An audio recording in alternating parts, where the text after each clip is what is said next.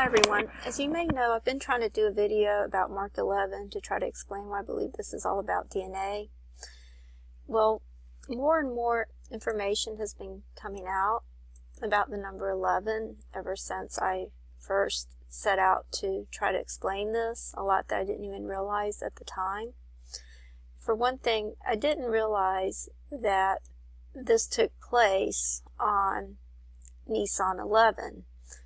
I have since seen some videos by Fletcher about Nisan 11 and how that was the date of the restoration of the temple.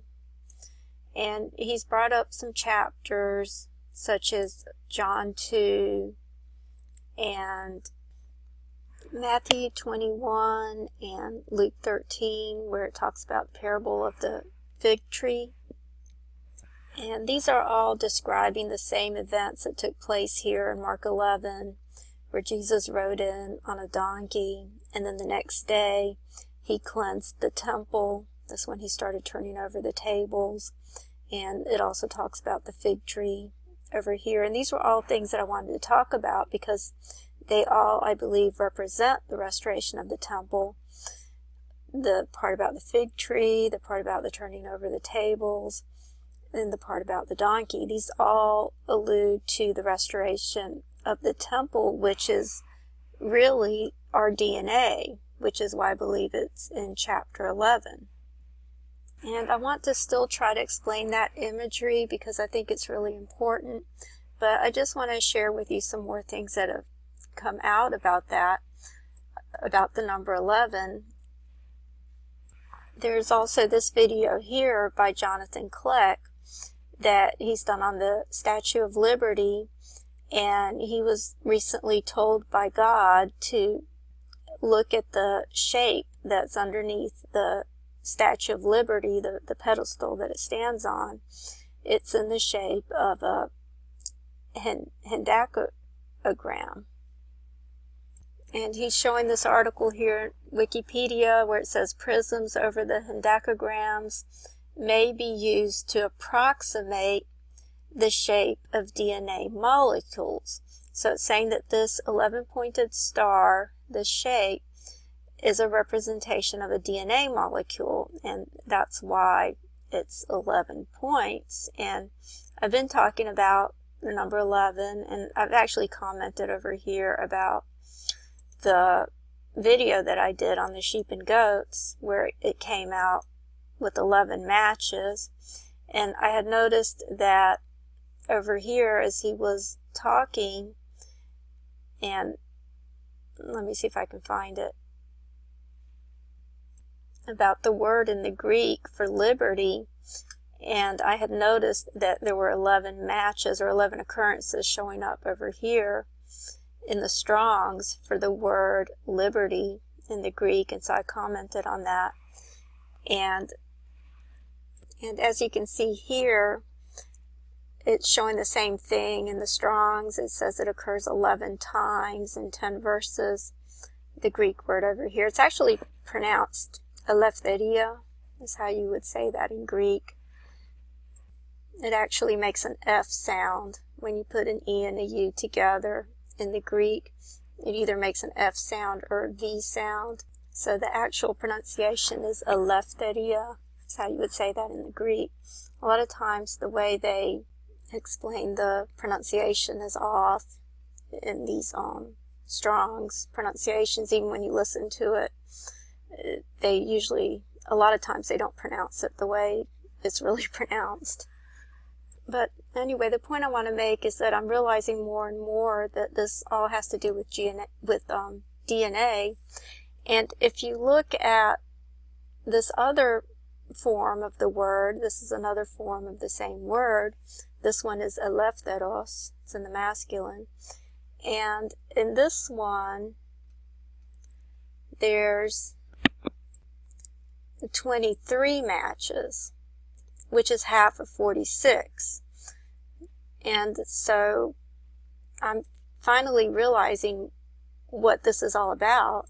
And actually what led to my understanding is this comment over here by watchmen for that great day. I just noticed this and it just clicked, because he's saying over here, Brother Steve, do you know that when you're saying you're waiting on God for the release, this is the Jubilee year, or what is known as the year of release? Okay, and I'm not going to read the rest of the comment, but the important part is this. This is the year of release.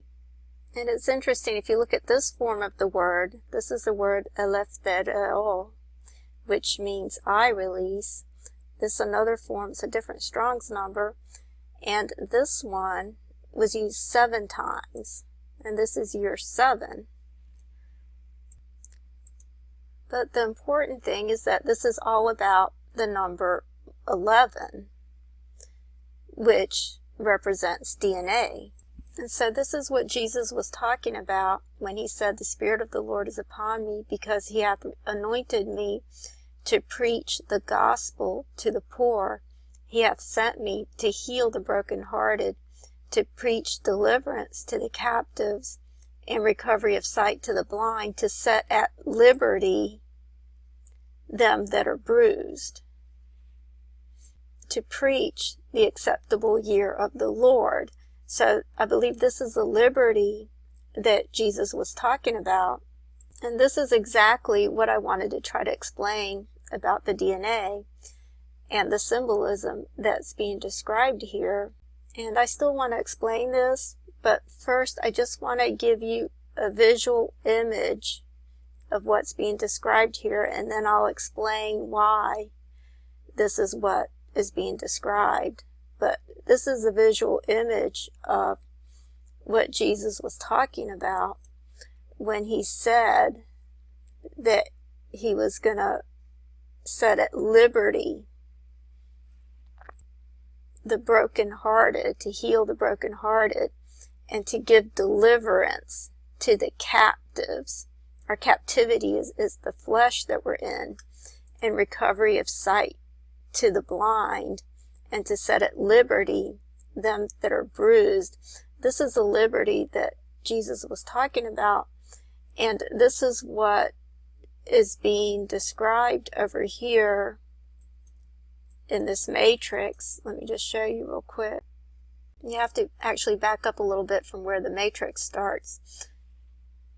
But it says, and when they came nigh to Jerusalem unto Bethphage and Bethany at the Mount of Olives, he sendeth forth his 2 disciples, and he saith unto them, go your way into the village over against you, and as soon as you be entered into it, you shall find a colt tied. Okay, the colt is tied, and I'll explain this imagery a little bit later, but it says you will find a colt tied where never man sat. Loose him and bring him. Okay, this is what's the visual imagery, and I'll explain it more a little bit later, but this is the imagery of what was being described, and I'll just show you just a quick little video.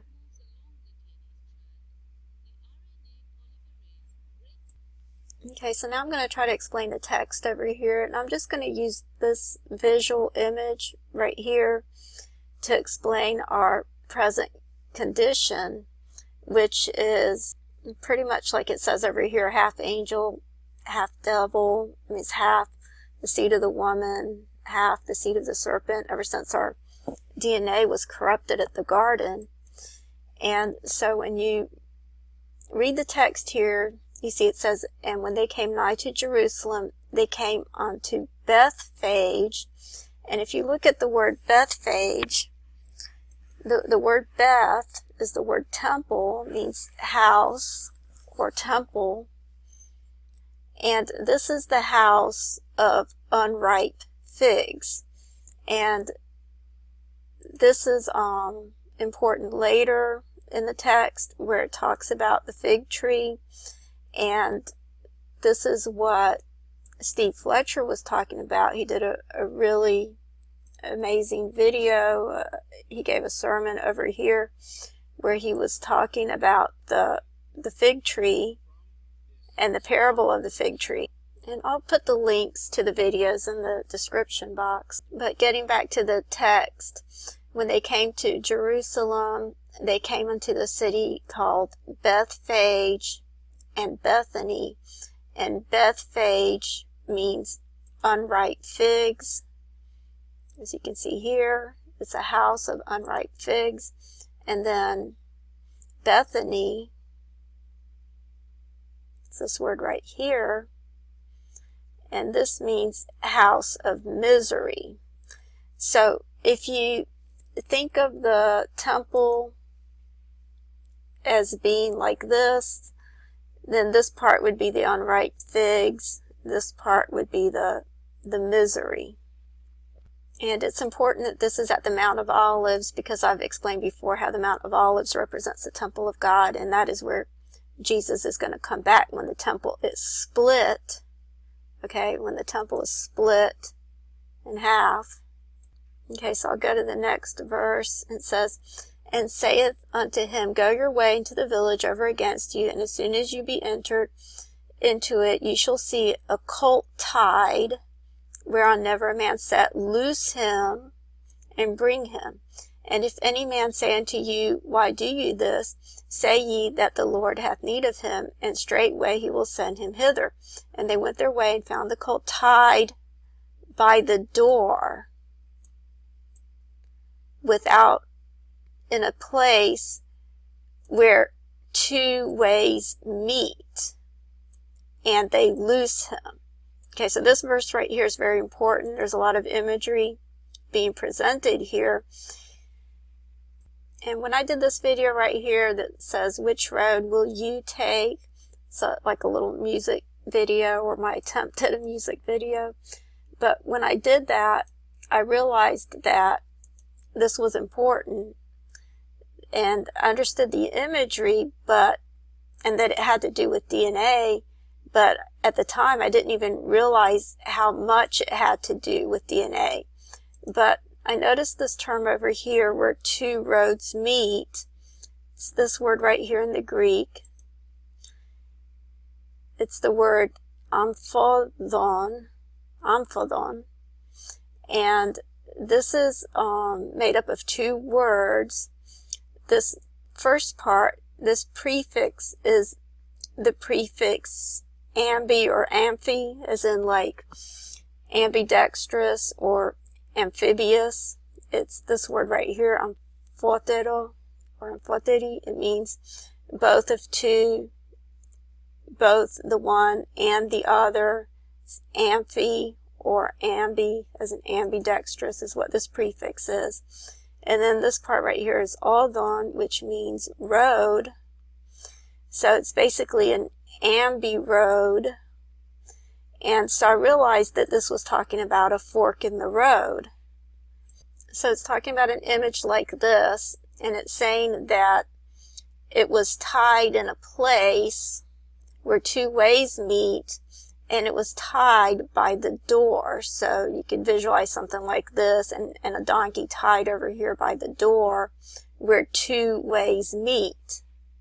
And so I understood the imagery to be that of Matthew 7:13, and I'll just go ahead and read one of these over here. It says, "Enter through the narrow gate, for wide is the gate, and broad is the road that leads to destruction, and many enter through it. But small is the gate, and narrow is the road that leads to life, and only a few find it."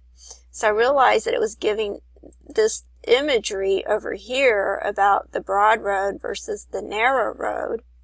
And I knew this had to do with DNA and our present condition, but I didn't realize how much it had to do with DNA until I pulled up an image of the DNA splitting, which is what I was going to try to explain next, and realized that it actually makes a fork when it splits. And in fact, it's even called a fork. It's called a replication fork when the DNA splits in order to replicate. But of course, this wouldn't be a replication. This would be an alteration of the DNA. But the concept is still the same. It would still need to split in order to have the correct DNA attached to it. and I'm about out of time, so I'll have to continue in the next video.